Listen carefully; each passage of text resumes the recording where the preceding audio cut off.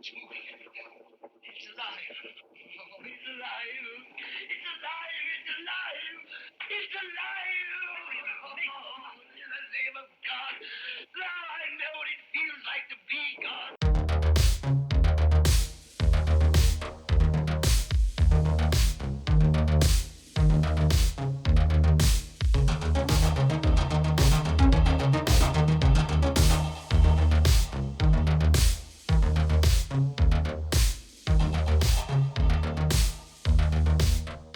Hello, friends and fiends. Welcome back to Blood and Guts for another creature feature. Tonight we got Herbert West himself. Mad Matt, how's it going? Pretty good, Evil Ab. You know why? Why is that? Because we get to discuss one of the biggest cult classics of our time, That's right. and it's not a vampire movie, No. but it's like a Lovecraft movie. And Oh, yeah. what's that movie?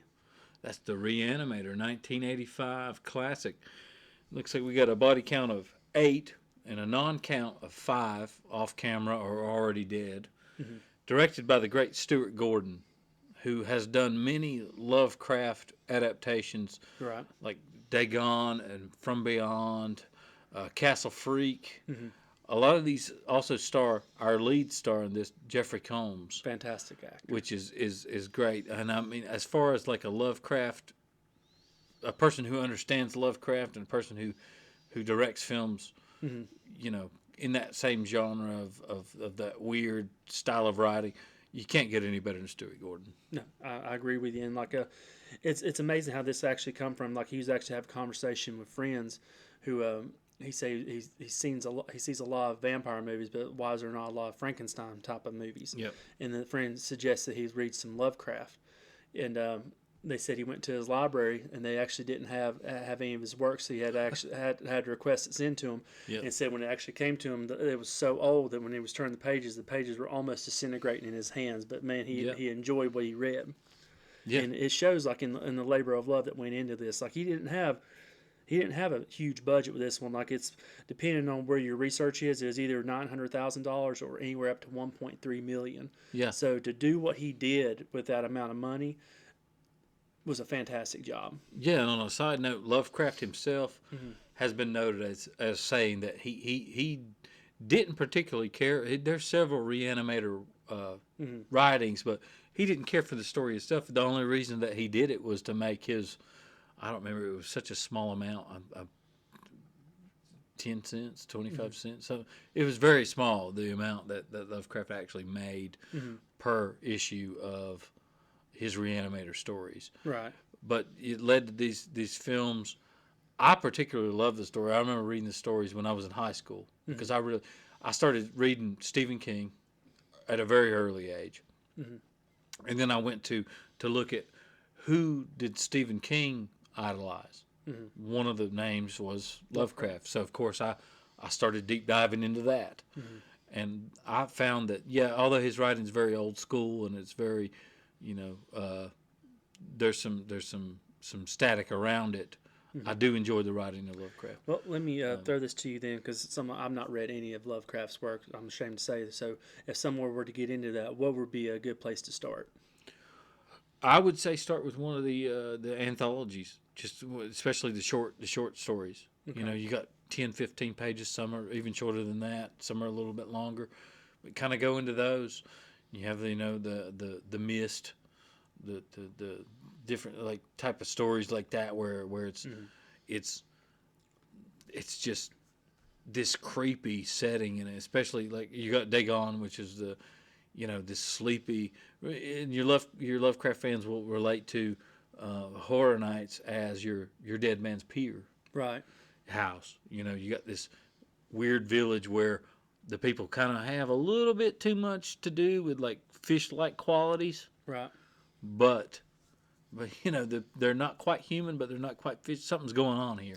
Almost kind of like Boris Schuster too, with some of his houses. Like you see some of those Lovecraft type of creatures and stuff. And you feel that in works like The Fog. Yeah. John Carpenter's The Fog is definitely kind of taken from this kind of stuff.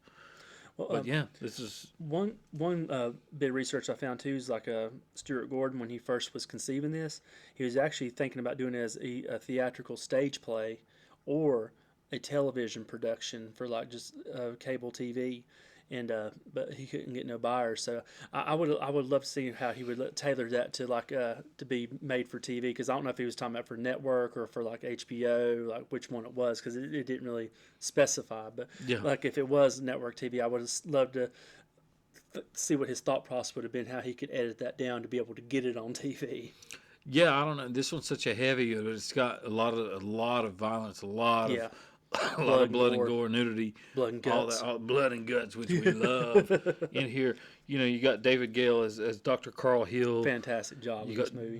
the great Jeffrey Combs, Yeah. who went on to star as even Lovecraft himself in a hard to find version of Necronomicon, which is a great.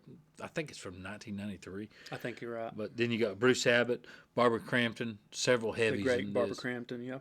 And she went on to do, you know, of course, From Beyond with Jeffrey Combs and the great Ken Foray. Excuse me, in that one as well.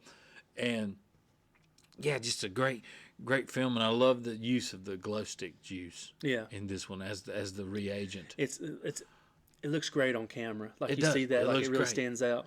And you know, I remember watching it at a young age, like most of the films that we discuss. And I remember going, I bet that's glow stick juice. And sure enough, doing research later on, yeah, sure enough, it is glow stick juice.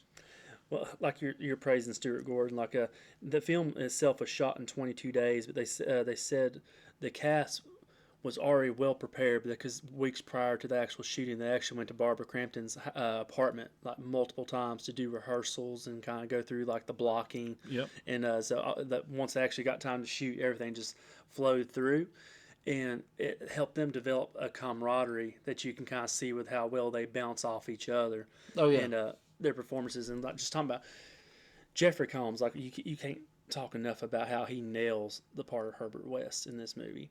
Oh yeah. And just the little things that he does, like whenever he's trying to pick fights with Dr. Hill, and I love it when he's making the pencils.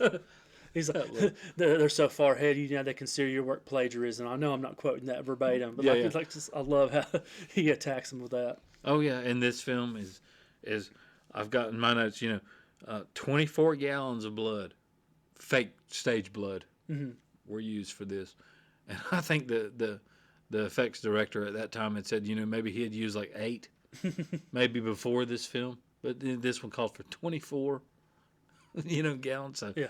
that's quite a bit. And they needed every ounce of it. Every bit of it, yeah, of course, because it's just, you know.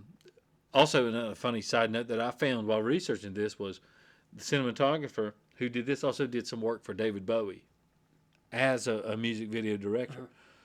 So Bowie, Stewart, he was great at that. So Bowie found out at one point, and I don't know if this is true. This is just a note that I read. Was Bowie approached the cinematographer and said, "I heard that you did Reanimator." The cinematographer said, "Yeah, I did." You know, and Bowie said, "That's one of my favorite films of all time."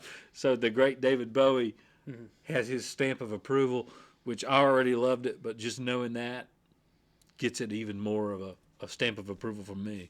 So, One good thing, like you're talking about, going back to Stuart Gordon, I learned in my research, they say he spent a lot of time in morgues to actually look at corpses, because he wanted to make sure they got them right for the camera, because he just felt like it, in seeing the previous movies, that they wasn't done realistically, and like they did do a great job, because it's like a good diversity of different types. Some were burned, some were like, you know, beaten, bruised, and all that good stuff. Yep, they used a book of forensic pathology to study how the blood settles in your body, certain parts of your body, when rigor mortis is going in, after you've been beaten or bludgeoned, where does the blood settle in the face and the hands and the arms.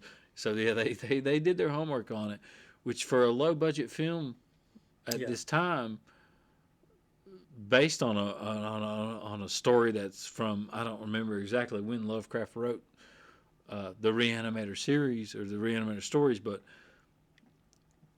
that's a hell of a good job. Oh yeah, hell of a lot of work to go into this. So let's kind of pivot a little bit, and I want to know what if you were to get someone say, "Hey, have you ever watched it?" Kind of like what you did with me, because this is one I missed out on my youth. It's just recently that I actually watched this movie, and like I said, I really enjoyed it. Yep. If you were describing a scene, what would be the scene that you would say, hey, check this out, and then let me know if you want to watch the rest of this movie? Well, you have your more shocking scenes, of course, your more violent scenes, but you have your a little bit of the comical scenes too. You know, with the cat in the refrigerator. Yeah.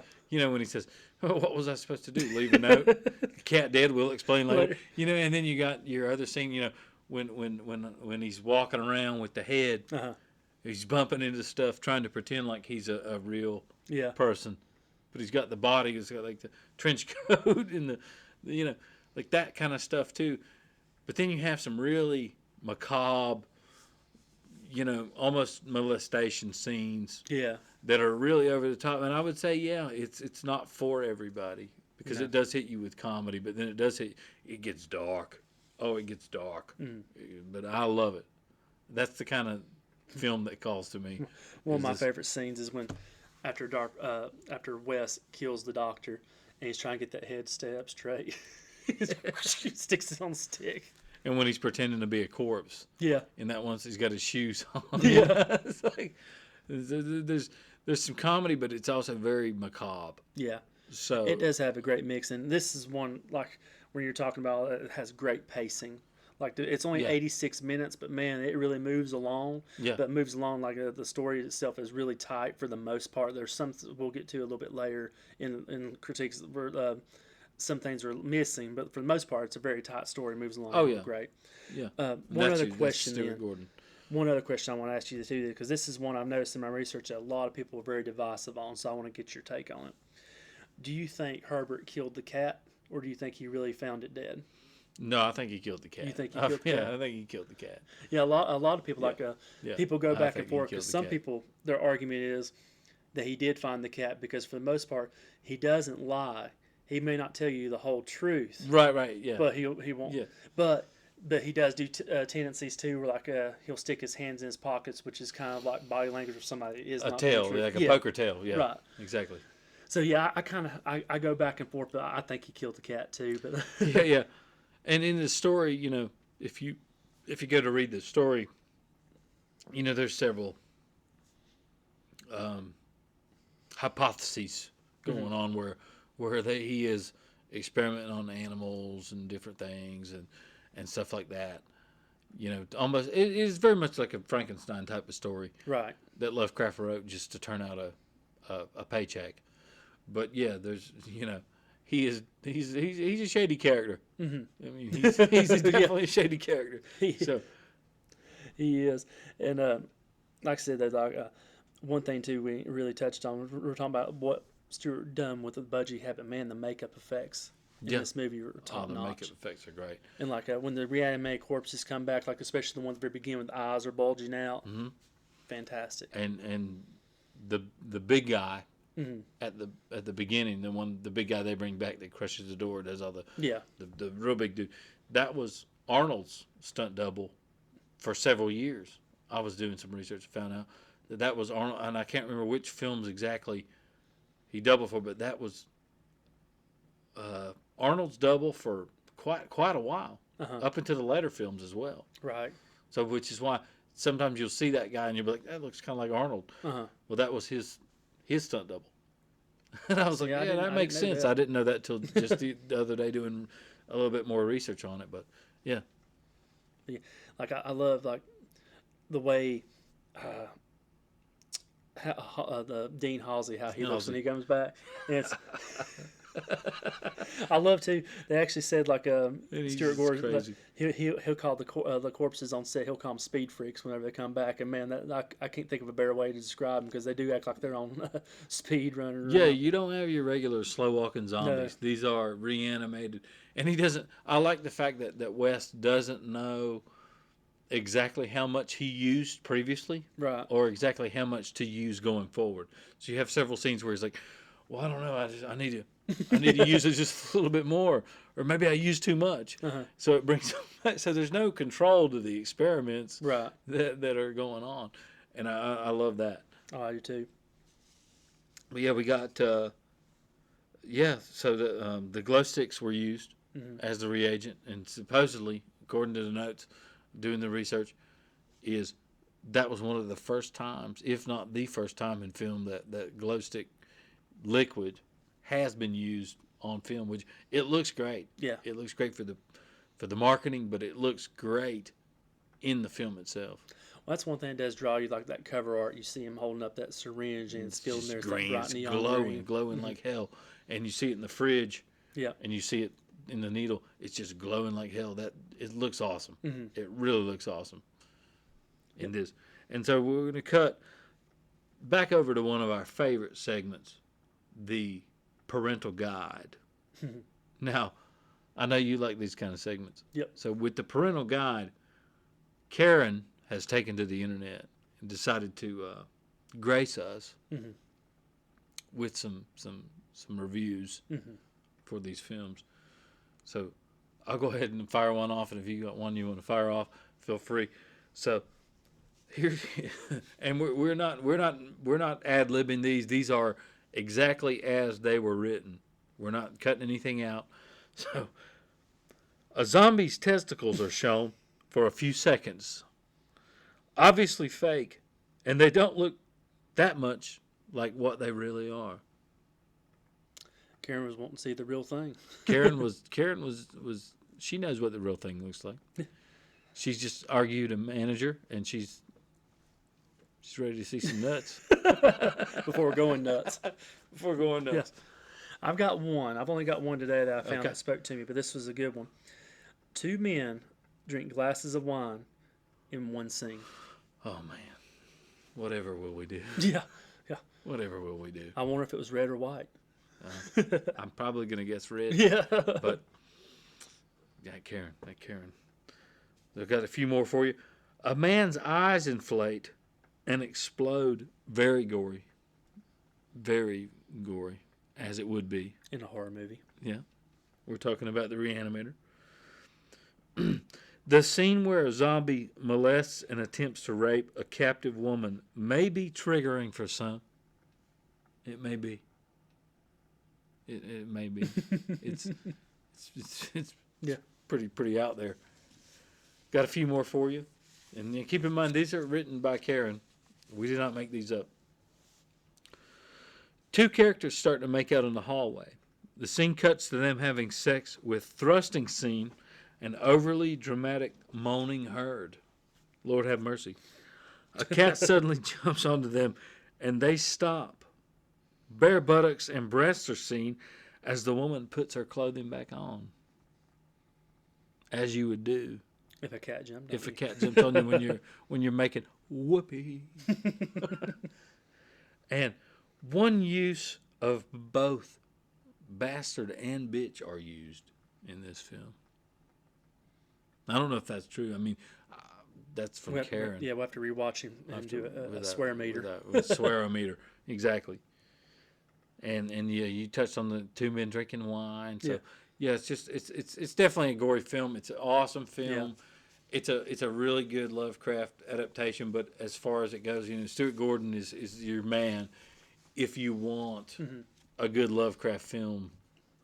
Right. Adaptation. Stuart Gordon's your man. Yep. So. And some other financials on the movie then too, like we mentioned earlier, how he had a very small budget of $900,000 to $1.3 million. Yeah. Unfortunately, it didn't turn much of a profit, at least at the box office. He only made about $2 million on the movie, but this was one that was discovered on home video. Yep. And like I said, it's become a cult classic. Oh, it's a cult classic. When it first came out, it was kind of like previous movies said, it wasn't really looked too fond of at the time. It's kind of like mixed reviews, but now, as everybody's went back and looked through the lens, it's like, universally praised as a fantastic, wonderful horror movie.